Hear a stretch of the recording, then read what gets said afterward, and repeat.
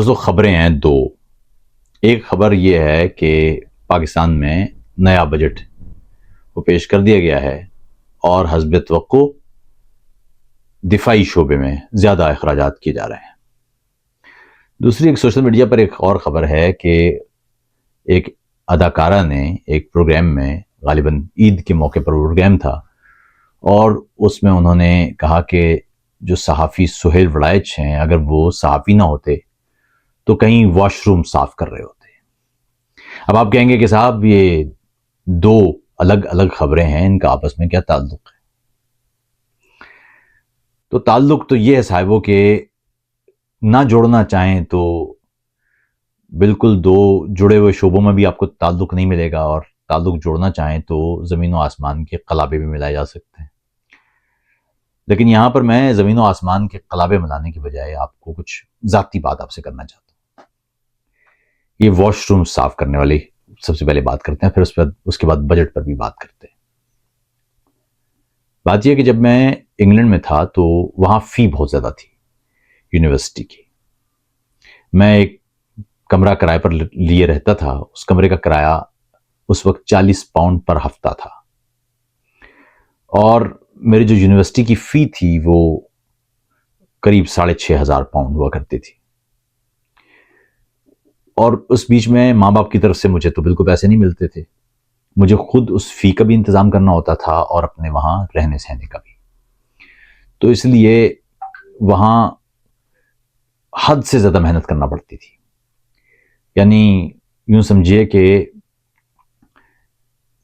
ہوتا نا چاروں ناچار، یعنی وہ محنت جو ہم عام حالات میں سوچ نہیں سکتے وہاں وہ کرتے تھے. وہاں ریستورانوں پہ کام کرنے سے لے کے، اور ایک ویکینڈ پر ہر ویکینڈ پر ایک بلڈر کے ساتھ بھی کام کرنے کا یوں سمجھے کہ معاملہ رہتا تھا، برکس لگانے والے کے ساتھ. اور اس سے کوئی 50-60 پاؤنڈ 70 پاؤنڈ مل جایا کرتے تھے. کچھ کام وہ ہم یوں سمجھے کہ وہ لیگل ہوتا ہے اس طرح کرتے تھے، اور پیسے کچھ حاصل کرنے کے لیے ادھر ادھر سے بھی کام کیا کرتے تھے تاکہ کسی طرح سے وہ فی بھی پوری ہو جائے اور رہائش کا اور کھانے پینے کا معاملہ بھی ہو جائے. اس بیچ میں اس وقت سگریٹ پیا کرتا تھا، تو مجھے یاد ہے کہ وہ سگریٹ کے پیسے بھی نہیں ہوتے تھے. کبھی سگریٹ رول کر لیے، کبھی کہاں سے پکڑ لیے، کبھی، یعنی بڑا برا حال تھا. اس بیچ کی بات ہے کہ ہمارے اس گھر کا وہ WC وہ بند ہو گیا. تو مالک مکان نے ان کو جب بتایا تو مالک مکان نے وہ کال کر کے ایک پلمبر کو، یا جو اس واش روم کو کلیئر کر سکتا تھا، WC کو کلیئر کر سکتا تھا، اس کو بلایا. اور حالات یہ ہیں کہ وہ شخص آیا اور BMW گاڑی پر آیا، بغیر چھت والی، جو اس وقت ہمارا خواب ہوا کرتی تھی. اور آ کے اس نے کچھ 2-4 منٹ میں وہ WC والا جو معاملہ تھا اس کو بحال کر دیا، کھول دیا. اس کو کہتے ہیں ڈکا لگا ہوا تھا، وہ کلیئر کر دیا. اور کوئی آدھے گھنٹے یا گھنٹے کا اس نے کام کیا ہوگا، اور قریب 250 پاؤنڈ وہ وہاں سے لے کے چلتا بنا. تو اس وقت پہلا خیال میرے دماغ میں یہ آیا تھا کہ صاحب ہم جو ادھر ادھر کام کر رہے ہیں کیوں نہ WC والا کام ہی سیکھ لیں، کہ کم سے کم اتنی جلدی اگر 250 پاؤنڈ مل سکتے ہیں تو ہم کن چکروں میں پڑے ہوئے ہیں. بات یہ دوستوں کہ اسی جگہ پر جہاں پہ میں رہتا تھا، میرے ساتھ والا کرایہ پر گھر کرایہ دار، وہ یعنی جو ایک ساتھ والا کمرہ تھا وہ ایک اور شخص نے لیا ہوا تھا. اور وہ کوئی 5 سال سے وہاں انگلینڈ میں رہ رہا تھا، اور معلوم نہیں قانونی طور پر رہ رہا تھا کہ غیر قانونی طور پر، کیونکہ بعد میں اس کو ڈیپورٹ کر دیا گیا. لیکن مجھے یاد ہے کہ اس نے کہا کہ اتنی محنت تم کرتے ہو اور 6,500 پاؤنڈ تم یونیورسٹی کو دے دیتے ہو، کتنا اچھا ہو کہ تم یہ پیسے پاکستان بھیجو اور وہاں کو گھر ور بنا دو. یہ پڑھائی وڑائی میں رکھا کیا ہے؟ مجھے دیکھو میں ٹیلرنگ کا کام کر رہا ہوں، میں بھرپور پیسے کما رہا ہوں. اس وقت بڑے پیسے ہوتے تھے اس کے پاس، ہم رش کرتے تھے اس کو کہ ہر روز جب وہ آتا تھا، اب وہ پتہ نہیں وہ بلیک پہ کام کر رہا ہوتا تھا کیسے کرتا تھا، لیکن اس کے پاس بہت نقد پیسے ہوتے تھے. یعنی ہر وقت وہ کوئی 250 300 400 پاؤنڈ اس کے پاس ہوا کرتے تھے کیش میں. اور وہ مسلسل اس دور میں وہ یہ بینک ٹرانسفر والا معاملہ ہوتا نہیں تھا. ہمیں یاد ہے کہ ہم وہ تھوڑے سے پیسے دے کے، اور وہ وہاں پر ہر کونے پر وہ چھوٹے چھوٹے منی ایکسچینج ہوا کرتے تھے، وہاں پر ان کو پیسے دے دیا کرتے تھے، اور ہمارے گھر کے لوگ وہ پیسے یہاں کراچی میں وصول کر لیا کرتے تھے۔ اس دور میں وہ جس طرح سے وہ ہنڈی کا طریقہ ہوتا تھا، اور وہ اس وقت ایک طرح سے لیگل تھا، کیونکہ وہاں پر سرے عام ہو رہا ہوتا تھا، لیگل نہ بھی تھا لیکن وہ ایکسیپٹیبل تھا ایک طرح سے۔ اچھا خیر، اہم معاملہ یہ ہے کہ اس کا کہنا یہی تھا، اور وہ مصر تھا کہ صاحب یہ آپ اتنے سارے پیسے 6,500 پاؤنڈ یہ جا کے یونیورسٹی کو دے دیتے ہیں، گھر نہیں بنواتے پاکستان میں، اپنا کوئی گھر بنائے، کوئی عالی شان گھر بن سکتا ہے، اس وقت 6,500 پاؤنڈ بڑے پیسے تھے۔ تو میں اس کو یہ سمجھا نہیں سکتا تھا اس وقت کہ یہ کتنا ضروری ہوتا ہے خود پر انویسٹ کرنا۔ یہ جو آج آپ ہمیں ریستورانوں میں پیاز 100 200 کلو پیاز کاٹتے ہوئے دیکھ رہے ہیں، راتوں میں مختلف وہ بارز میں کہ کہاں جا کے وہ کام کرتا ہوا دیکھ رہے ہیں، گلاس صاف کرنے کا کام، اور ویکینڈ پر ہمیں آپ وہ اینٹیں لگانے کا کام کرتے دیکھ رہے ہیں، برا حال ہے ہمارا۔ لیکن یہ سارے پیسے جو ہم اپنے اوپر خرچ کر رہے ہیں وہ ضروری ہیں، اپنی ذات کے لیے ضروری ہیں، اور نوکری نہ بھی ہو تب بھی تعلیم حاصل کرنے کے لیے آپ کا یہ کشٹ بہت ضروری ہے، یہ محنت ضروری ہے۔ کچھ دن پہلے کی بات ہے، میں ایکس کی ایک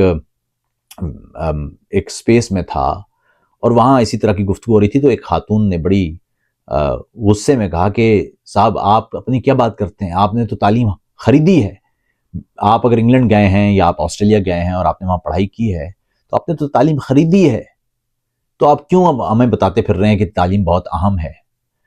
تو میں نے اس کو کہا کہ بات یہ کہ تعلیم تو خریدی ہے، لیکن سوال یہ ہے، اور یہ خود سے پوچھئے کہ کیا آپ بھی تعلیم خریدنے کو تیار ہیں؟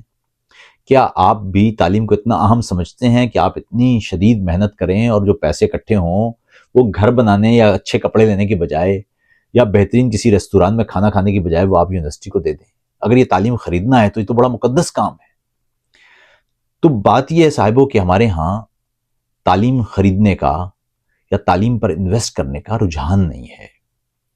میں آپ کو ایک اور یہ جو جملہ ہے نا کہ واش روم صاف کر رہے ہوتے، تو یقین کیجئے کہ اس کے دو حصے ہیں۔ ایک تو یہ ہے کہ ہمارے یہاں جو سمجھا جاتا ہے کہ واش روم صاف کرنا ہے کوئی گھٹیا کام ہے، ہمارے یہاں یہ کانسیپٹ نہیں ہے کہ کام ہوتا ہے، کام ہوتا ہے پیسے کمانے کے لیے، کام کا کوئی اور دوسرا مقصد نہیں ہے، کام کا صرف مقصد ایک ہوتا ہے، اور وہ پیسے کمانا ہوتا ہے، تاکہ آپ اپنی زندگی اپنے اصولوں اور بغیر بھیک مانگے یا کسی پر انحصار کیے گزار سکیں۔ یہ ہے بنیادی کام کرنے کا۔ ہم اگر ملازمت کہیں کرتے ہیں تو بنیادی مقصد یہ ہوتا ہے کہ ہماری زندگی سموتھ طریقے سے گزر جائے، ہم آرام سے کھا سکیں، ہم آرام سے پہن سکیں، ہم کہیں جانا چاہیں تو جا سکیں، ہم ایک اچھی بہتر زندگی گزار سکیں۔ یہ اہم نہیں ہوتا کہ آپ کتنے امیر ہیں، امیر ہونا ضروری نہیں ہے، لیکن آپ کا خود انحصاری پر کا راستہ چننا، یا آپ کا کسی پر ڈیپینڈنٹ نہ ہونا، یا آپ کا ایک بہتر خوراک یا بہتر لباس پہننے کی روش اختیار کرنا، یہ میرے خیال میں ایک مناسب راستہ ہے، اور یہی راستہ ہم سب کو اختیار کرنا چاہیے۔ یہ بہت ضروری تو نہیں نا کہ ہم کروڑ پتی ارب پتی ہو جائیں تو پھر ہم خوش ہوں گے۔ خوشی کے لیے ضروری ہے کہ آپ بھیک نہ مانگ رہے ہوں، آپ اب کچھ چیز کھانا چاہیں تو آپ کے پاس مینز موجود ہوں کہ آپ وہ خرید سکیں، کچھ پہننا چاہیں تو آپ کے پاس اتنے پیسے موجود ہوں کہ آپ وہ خرید سکیں یا پہن سکیں۔ تو میرے خیال میں ایک اچھی زندگی اسی کو کہتے ہیں۔ تو بنیادی معاملہ یہ ہے کہ واش روم صاف کر کے اگر آپ ایک بہتر زندگی گزار سکتے ہیں تو بھائی وائی ناٹ، اس میں حرج کیا ہے؟ وہ بی ایم ڈبلیو پہ اگر آ کے اور ڈبلیو سی صاف کر کے اور بی ایم ڈبلیو چلا رہا ہے اور اچھے کپڑے پہن رہا ہے، اور ہمارے سامنے وہ اچھے کپڑوں میں آتا ہے، واش روم جاتا ہے، وہ کام والے کپڑے پہنتا ہے، صفائی کرتا ہے، اور پھر واپس ٹپ ٹاپ کپڑے پہن کے نکل جاتا ہے اور 250 پاؤنڈ جیب میں رکھ لیتا ہے، تو مسئلہ کیا ہے اس واش روم والے میں؟ لیکن دوسرا بات ہے کہ اگر آپ یہ کہہ رہے ہیں کہ اگر آپ پڑھائی نہیں کریں گے تو پھر آپ کو ایک مشکل نوکری کرنا پڑے گی، پھر تو مجھے بات یہ سمجھ میں آتی ہے۔ یعنی اس دور میں ہوتا ہی ہے نا کہ آپ سخت محنت کریں، خراب نوکریاں کریں، اور اپنی تعلیم پر خرچ کرتے ہوئے آپ ایک بہتر زندگی کی طرف، اس زندگی کی طرف جو آپ چاہتے ہیں، اپنی شرائط پر جس زندگی کو میں ایک بہتر زندگی کہتا ہوں، جس میں آپ کو کسی سے مانگنا نہیں پڑتا، آپ محنت مزدوری کی بہت سنگین چکی سے بچ جاتے ہیں، لیکن وہ اس وقت آپ کو کرنے پڑیں گے۔ وہ یہ ہے نا کہ وہ آپ اپنے بچپن میں وہ محنت کر لیں تو بعد میں آپ کو آسائش مل جائے گی، یا اگر آپ بچپن میں آسائش لیتے ہیں تو بعد میں آپ کو اسی طرح محنت کرنا پڑے گی۔ فرق یہ ہے کہ تو بعد میں جو محنت کریں گے اس کا ڈیوریشن لمبا ہو جائے گا، پھر آپ کو آخر تک کرنا پڑے گی۔ لیکن اہم بات یہ ہے کہ صاحب اس میں حرج تو کوئی نہیں ہے. اگر میں اس وقت واش روم صاف نہ کر رہا ہوتا یا ریستورانوں میں گلاس اور برتن نہ دھو رہا ہوتا یا 200 150 کلو پیاز نہ کاٹ رہا ہوتا اور میں اپنی تعلیم کو فائننس نہ کر پاتا تو یقیناً آج مجھے وہ کام کرنا پڑ رہا ہوتا.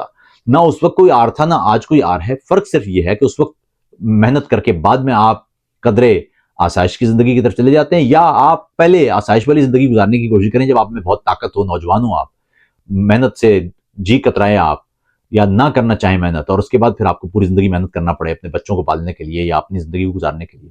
تو یہ تو دو راستے ہیں, لیکن اس میں گھٹیا کوئی راستہ نہیں ہے. یہ ہو سکتا ہے, آپ یہ تو کہہ سکتے ہیں کہ زیادہ محنت والا راستہ کوئی ہو سکتا ہے. جسمانی مشقت کی بات کر رہا ہوں. ابھی بھی ہم جو کام کر رہے ہوتے ہیں وہ ذہنی مشقت کا کام ہے. جسمانی مشقت غالباً اس میں یقیناً کم ہوگی, لیکن گھٹیا کام تو کوئی نہیں ہے. ہم دفتر جاتے ہیں, وہاں کلینرز بھی ہوتے ہیں, وہاں کلرکس بھی ہوتے ہیں, وہاں اکاؤنٹنٹس بھی ہوتے ہیں, وہاں صحافی بھی ہوتے ہیں, وہاں ڈائریکٹرز بھی ہوتے ہیں, لیکن سب کام کر رہے ہوتے ہیں. یہ نہیں ہو سکتا کہ فلاں جو کلینر ہے وہ اس کی کوئی ویلیو کم ہے. ہر آدمی اپنا کام کر رہا ہے اور کام کے وہ پیسے لے رہا ہے. تو ایک تو یہ ہمارے یہاں سے یہ جو معاملہ ہے اس کو درست کرنے کی ضرورت ہے. پھر دوسرا سوال آپ لوگوں کا یہ ہے کہ عاطف صاحب یہ پھر یہ بجٹ سے کیا تعلق ہے؟ بجٹ سے تعلق یہ ہے صاحب کہ آپ نے اس دفعہ بھی بہت بھرپور پیسے خرچ کر لیے دفاع پر. جس طرح وہ ہمارا وہ 7 والے کمرے والا آدمی اس وقت اچھے کپڑے پہن رہا تھا اور وہ پیسے بھیج رہا تھا اپنے گھر میں, کہ ہم گھر میں, وہ غالباً فیصل آباد سے تھا, کہ فیصل آباد میں ایک بڑی عالی شان کوٹھی بن جائے گی, لیکن اپنے اوپر پیسے خرچ نہیں کر رہا تھا. اور بعد میں ہوا یہ کہ وہ کسی وجہ سے پکڑا گیا اور اس کو ڈپورٹ کر دیا انہوں نے, اور معلوم نہیں کہ اب اس کے حالات کیا ہیں. لیکن اہم بات دوستو یہ ہے کہ اگر آپ تعلیم پر پیسے خرچ نہیں کرتے تو پھر سنجیدہ سوالات شروع ہو جاتے ہیں. یقیناً اس وقت جو ہندوستان کے ساتھ حالات تھے, آپ نے دفاعی بجٹ میں اضافہ کرنا تھا, چلیے وہ تو ایک طرف, لیکن اہم بات یہ ہے کہ جب حالات خراب نہیں تھے تب بھی ملک کا جو بنیادی معاملہ تھا وہ دفاع کی طرف ہی رہا ہے, تعلیم کی طرف نہیں رہا. تعلیم کے شعبے میں کیا سرمایہ کاری ہو رہی ہے؟ پاکستان میں بھرپور ضرورت ہے کہ تعلیم اور تربیت کے شعبے میں سرمایہ کاری ہو. بچوں کو, وہ بچے جو یونیورسٹی اب نہیں جا سکتے, ان کو سکلز سکھائی جائیں. پاکستان میں اس وقت حالات یہ ہیں کہ آپ ایک اچھا ڈرائیور ڈھونڈنے نکلیں تو نہیں ملتا, آپ اچھا پلمبر ڈھونڈنے نکلیں گے تو نہیں ملے گا, اچھا الیکٹریشین ڈھونڈنے نکلیں گے تو بہت مشکل ہے آپ کو کوئی اچھا الیکٹریشین مل جائے. یعنی ہر کوئی وہ کام چلا رہا ہے, وہ جس کو کہتے ہیں وہ جگاڑ پہ کام تو کر رہا ہے, لیکن کام نہیں ہے, یعنی پروفیشنل کام کرنے والے لوگ نہیں ہیں وہاں پر. تو اس کا مطلب ہے کہ ہمیں پروفیشنل کام کرنے والے اسکلڈ ورکرز کی ضرورت ہے. لیکن ساتھ ہی وہ بچے جو ابھی چھوٹے ہیں اور جن کے ہم یونیورسٹیوں میں بھیج سکتے ہیں, ان کے لیے یونیورسٹیوں کا راستہ بنانا, ان بچوں پر انویسٹ کرنا, تعلیم کے شعبے کو بھرپور, مضبوط اور معیاری بنانا, ان معاملات میں آپ اگر غور کریں تو پیسے خرچ نہیں ہو رہے. سرکاری ملازمین کی تنخواہوں میں اتنا اضافہ ہو گیا, فوجیوں کی تنخواہوں میں اتنا اضافہ ہو گیا, ٹینک اور ڈرون اور بارود خریدنے کے لیے اتنا اضافہ ہو گیا. تعلیم کے شعبے میں کیا اضافہ ہوا ہے؟ تعلیم, یاد رکھیے گا, تعلیم کا شعبہ ڈیولپمنٹ کے شعبے کی بنیاد ہے. دنیا بھر میں جب بھی کسی ملک کو ترقی کرنا ہوتی ہے تو ترقی تو 10-15 سال بعد ہوتی ہے, پہلے وہ تعلیم کے شعبے میں انویسٹ کرنا شروع کرتا ہے. اسی کو نالج اکانومی کہتے ہیں. جب آپ کے علاقے میں نالج جمع ہوتی ہے تو پھر آپ وہاں سے ٹیک آف کرتے ہیں اقتصادی طور پر. بھائی یاد رکھیے گا کہ اگر آپ تعلیم اپنے بچوں کو نہیں دیتے, اس وقت پاکستان میں قریب کوئی 3 کروڑ بچے ہیں جو اسکول نہیں جا رہے ہیں.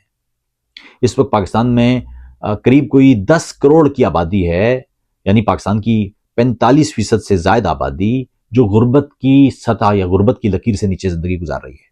ایک ایسے ملک میں حکمرانوں یا فیصلہ سازوں کی بنیادی نگاہ کہاں ہونا چاہیے؟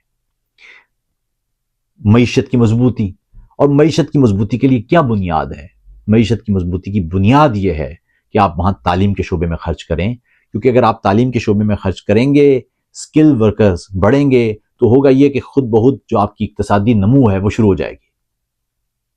یہ شاید بہت سادہ سی بات ہے, لیکن اوپر بیٹھے ہوئے لوگ سمجھنا نہیں چاہتے. آپ بم تو خرید لیں گے اور بم پھینک دیں گے, وہ بم ضائع ہو جائے گا. لیکن اگر آپ نے کسی بچے پر اس کی تعلیم اور تربیت پر پیسے خرچ کیے, وہ بچہ پیسے ضائع نہیں ہوں گے, وہ بچہ پیسے پروڈیوس کرے گا آپ کے لیے. پاکستان قریب کوئی 25 کروڑ انسانوں کا ملک ہے. اگر یہاں پر آپ تعلیم اور روزگار کے شعبوں میں, صحت کے شعبوں میں سرمایہ کاری نہیں کرتے, تو سوال یہ ہے کہ پھر آپ نے بچانا کس کو ہے اس بم سے؟ وہ جو آپ بم خرید رہے ہیں, وہ دفاع آپ جو کر رہے ہیں, وہ دفاع کس کا کرنا ہے آپ نے؟ ایک ایسی قوم جو اپنے اندر ماری جا چکی ہو، 10 کروڑ بندے جو غربت کی لکیر سے نیچے زندگی گزار رہے ہوں، 3 کروڑ بچے جو سکول ہی نہ جا رہے ہوں، یعنی پاکستان کی آبادی کا ایک بڑا حصہ ہے جو سکول ہی نہیں جا رہا ان بچوں کا، تو ایسے میں آپ حفاظت کس کی کریں گے؟ ایک ایسا پاکستان جو سیاہ پاکستان ہے، جس کا مستقبل سیاہ ہے، اس کو کس سے بچانا ہے آپ نے؟ تو سب سے پہلے تو ضروری ہے کہ تعلیم کے شعبے کو سب سے بنیادی ترجیح دی جائے۔ اگر آپ اپنے بچوں کو مضبوط بنا دیں گے، ان کو تعلیمی طور پر یا ہنر کے طور پر ان پر انویسٹ کر دیں گے، تو وہ آپ کو پیسے جنریٹ کر کے دیں گے۔ یاد رکھیے گا کہ جب آپ کسی آدمی پر سکل میں یا تعلیم کے شعبے میں پیسے خرچ کرتے ہیں تو وہ کنٹریبیوٹ زیادہ کرتا ہے، کنٹریبیوٹ کرنا شروع کر دیتا ہے، اور اس کا نتیجہ یہ ہوتا ہے کہ آپ معاشی طور پر وہ ملک بہتر ہو جاتا ہے۔ یاد رکھیے گا کہ میں کچھ عرصے پہلے کی بات ہے، میں پاکستان گیا تھا، میں اس سے پہلے بھی ایک دفعہ ذکر کر چکا اپنے ولاگ میں، کہ وہاں میں ایک یونیورسٹی میں لیکچر دے رہا تھا، تو وہاں ایک بلوچ نوجوان کھڑا ہوا اور اس نے کہا کہ آپ یہ بتائیے، یہ 2015 کی بات ہے، اس نے کہا کہ آپ یہ بتائیے کہ 10 سال بعد کیا پاکستان موجود ہوگا یا ختم ہو چکا ہوگا؟ تو اس نوجوان کو میں نے کہا کہ بات یہ ہے کہ آپ ہی پاکستان ہیں، آپ قائم رکھیں گے تو رہے گا، آپ قائم نہیں رکھیں گے تو نہیں رہے گا۔ آج آپ کے نوجوان وہی آپ کے مستقبل کا پاکستان ہے۔ زمین تو نہیں ہوتی پاکستان، معدنیات اور وسائل تو نہیں ہوتے پاکستان، اس ملک کے رہنے والے لوگ ہوتے ہیں۔ وہی لوگ یہ طے کریں گے کہ کل کا پاکستان کیسا ہوگا۔ اگر آپ آج کے پاکستان، آج ان بچوں پر تعلیم پر اور تربیت پر پیسے خرچ کرتے ہیں تو کل ایک بھرپور اور روشن پاکستان آپ کے سامنے ہوگا۔ اگر آپ آج ان بچوں کو تاریکی اور جہالت میں ڈال دیتے ہیں تو کل کا پاکستان ایک جاہل اور تاریک پاکستان ہوگا۔ فیصلہ آپ کو کرنا ہے۔ بم ضرور خریدیے، مگر بچوں کی تعلیم پر، بچوں کی صحت پر، بچوں کی تربیت پر سرمایہ کاری سے گریز مت کیجیے، کیونکہ یہ دفاع سے زیادہ، بہت زیادہ اہم کام ہے۔ اپنا خیال رکھیے گا۔ آداب۔